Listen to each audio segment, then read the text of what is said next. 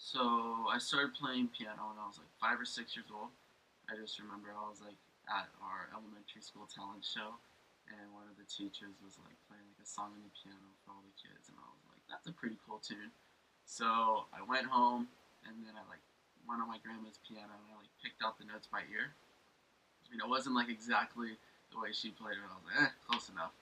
And then fast forward like 10 years later, my dad was like, "You should like really take piano lessons," and I was like, no, because at the time I was like 16 in high school, and taking piano lessons probably isn't the coolest thing you could be doing at 16. And so I was like sort of against it. He was like, "No, just do it for 2 weeks, and if you don't like it after 2 weeks, you can quit." And I was like, "All right." And so I go in for the first lesson. Me and the teacher totally clicked. Her name was Priscilla. Super, super awesome teacher. She's basically the reason why I'm here today because she kind of inspired me for music. And then in college, I studied music theory for about 1.5, 2 years.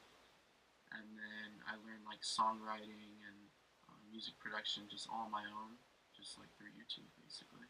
The EP is a 6 track EP produced entirely by myself. And so I went through the entire process of song conception to making the track to engineering it, recording it myself, to finally mixing it down, and then bouncing it and uploading. And the songs range from they talk about liking someone but not telling anyone, to finally hanging out with your crush and you're trying so hard to impress her and you're just doing the most and being extra and you're just making a complete fool out of yourself. He is inspired by my friend's roommate. Her name's Mel, and I remember just the first time we all hung out as a group, I was like, "Yo, like this girl's like super pretty."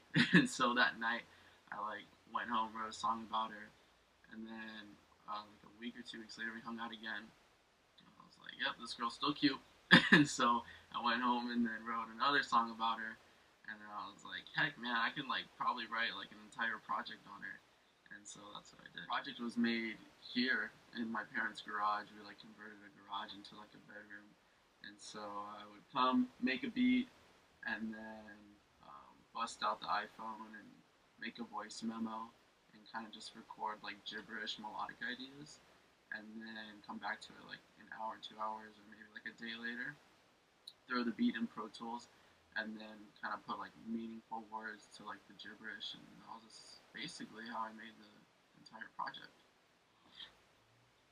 The single's called "Loving You," and it's about falling in love with someone and having sort of like a shift in mindset. So I went from being this like wild party animal to and flirting with all these girls to kind of getting serious and wanting like a relationship and ready to like settle down. Everyone's been pretty receptive to the song, so they like it. And I mean, I shouldn't be too surprised. I've been like writing and producing for like 6 years, so I should be coming out with material that's pretty decent. But I'm my own worst critic, and it's always nice to hear that people like my music. In addition to the EP that's coming out soon, you can stream it on Spotify, Tidal, Apple Music. I'm working with these twin brothers, and they're dope, dope rappers. And so I'm working on a project with them and with another producer, Remedy. We're all working together on a project, and that should be coming out soon too. I like The Dream a lot. I like Frank Ocean. I like The Weeknd. I like T Pain. T Pain is like the melodic king in my book. I like DJ Mustard, DJ Snake, a lot of top 40 guys. You can follow me on Instagram at Mike underscore Keys, MIC underscore KEYS. You can follow me on Twitter at Mike Keys Official, all one word, no underscore. And then you can add me on Snapchat too at Michael the Gator.